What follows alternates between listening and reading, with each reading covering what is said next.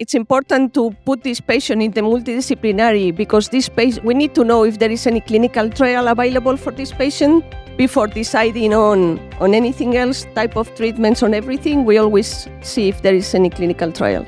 All right, so this patient, the general consensus, not completely uniform, but the general consensus is this patient would get preoperative therapy with some form of treatment.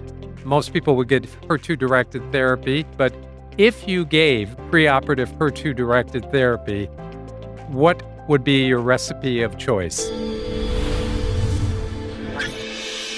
Case is that of a 50-year-old woman, perimenopausal woman who underwent annual mammograms and was found to have a suspicious right breast density that covered about 2.5 centimeters.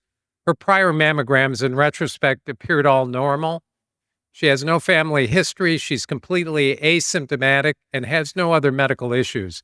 On physical exam, she does have a 2 to 3 centimeter right breast mass without any palpable lymph nodes, and the remainder of her physical exam is normal. She undergoes a biopsy which shows HER2 3+ disease, both ER and PR positive, a high Ki67, nuclear grade 3, and she had germline testing, which was negative. So let's think about this from a multidisciplinary standpoint. We have somebody who has clinically node-negative disease, whose primary tumor is hovering around 2 centimeters, perhaps a little bit above that. So in this situation, it's often a walk down the hallway between the surgeons and the medical oncologist. Is there any circumstance where you would proceed with surgery as the first step uniformly? Professor Adisio, you have a comment? This is a case that I am happy to discuss and offer primary endocrine. Although we don't have a vast amount of data, I think it's an option, and you can promptly monitor the progress, and within a month you know whether the cancer is shrinking. And I've had very good results, and it's an opportunity that not everybody considers, but I think it's feasible. So even in a patient that's also HER2 positive? Yeah. Okay. We would not do that. And I think, we worked hard, even in the NCCN, actually, to say that, tumors T1C or greater, that neoadjuvant therapy could be considered, because you learn an enormous amount about treating in the neoadjuvant setting that you can then optimize her treatment in the post-neoadjuvant setting. So in this situation, we would actually get a mammoprint because we do put them on I-SPY. But, it's interesting. If you go back one, her HER2, you made her 3+? 3+. So, it's interesting because in the FORGAIN-2 trial that was presented at ESMO Breast, again, this isn't definitive data, but it suggested that if you were HER2 3+, your PCR rates were quite high just with HP, trastuzumab, pertuzumab. So in this case, we probably would go with THP rather than a more extensive treatment, just over 2 centimeters. Patient has node-negative disease, and you can rescue out back. Isabel. If we follow the ESMO guidelines, patients HER2 positive with tumors bigger than 2 centimeters or 2 centimeters undergo neoadjuvant treatment. So we will send for neoadjuvant treatment. And I'm not going to go into the type of neoadjuvant treatment, but we were part of the study from Cortez, doing this PET scan and never again. Michael. I think the guidelines currently say 2 centimeters. In my institution, we would go down to 1 and maybe even a little bit below. So 7-8 millimeter with high-risk features will have neoadjuvant treatment.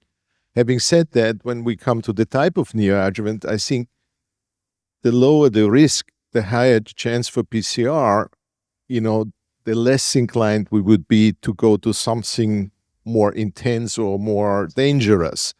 So as Hopper has cited, the smallish super overexpressors might even not, just dual blockade might be good enough. We'll have to see that, but probably because the next question you will ask is when do you use the ADC there? And I think, the larger the tumor, the higher the need for that additional 10 to 15% relative improvement in PCR, the more we would be inclined to do that. Isabel? So I think it's important because it's important to put this patient in the multidisciplinary, because we need to know if there is any clinical trial available for this patient before deciding on anything else, type of treatments, on everything. We always see if there is any clinical trial. All right. So this patient, the general consensus, not completely uniform, but the general consensus is this patient would get preoperative therapy with some form of treatment. Most people would get HER2-directed therapy, Ricardo, perhaps endocrine therapy. But if you gave preoperative HER2-directed therapy, what would be your recipe of choice? When I was And perhaps Yeah. comment, as Michael was alluding to, we now have several different options that we can use. She's not based on DB11. She wouldn't have been a candidate for DB11 treatment. I don't think any of us would give her that treatment for a just over 2. And it's raining in here, but just an over 2 centimeter clinically node negative tumor, ER positive. I would use THP in that setting and not subject her to carboplatin, which can be tough. And we use paclitaxel rather than docetaxel. And I use cold gloves and booties, which means their fingernails don't fall off either. So I think it's actually very well tolerated. There's no risk of secondary cancers, cardiac risks, etc. And then you can rescue out back. I think the issue is what you rescue with is a question, because we're going to give endocrine therapy, and she doesn't really meet criteria for a DB05, but the U.S. approval made it so that you could give it to anybody. And the question is, would you really, if you had residual disease, would you really give 14 cycles of TDXD? Actually, I'm not a medical oncologist. Probably our medical oncologist will decide that. But usually we discuss about TCATP and also THP also.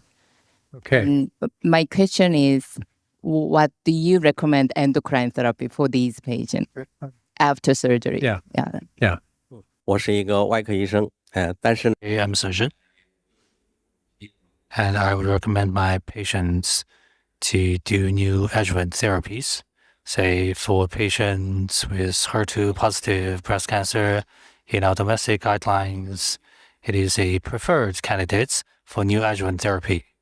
So for these patients, I would use neoadjuvant therapy. Concerning the specific regimen, the regular approach is TCB PH for 6 cycles of chemotherapy, with the hope that the patient will be having PCR. So in subsequent, say, prognostic, for that will be giving a better subsequent outcome. 我们时间差不多了。最后一张幻灯片是讲的就是我希望大家能够牢记的一些要点。如果是HER2阳性3阴性乳腺癌，尤其是这些病人需要 MDT 的，那么要一开始就要给他去做 MDT。那么新辅助的话，大部分的病人我们也可以考虑，尤其是这个 TA、TB 的病人，我们可以不考虑。另外，我们讲到新辅助治疗，无论是3阴性还是HER2阳性乳腺癌，会决定到底我们的术后会用什么样的具体的治疗方案，从而能够减少复发风险，讲到最优化。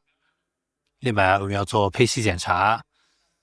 此外呢，虽然我们没有具体讨论了，但是我们也讲到，有一些肿瘤它有抑制性的，哪怕是3阴性乳腺癌或者这个HER2阳性、ER 阴性，我们也会发现在手术里面有一些样本告诉你会产生一些变化，那这个变化呢，会让你考虑你在辅助治疗的过程中可以使用内分泌治疗。好，想感谢我们这一环节的所有嘉宾。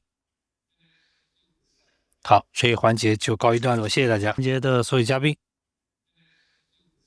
好，这一环节就告一段落，谢谢大家。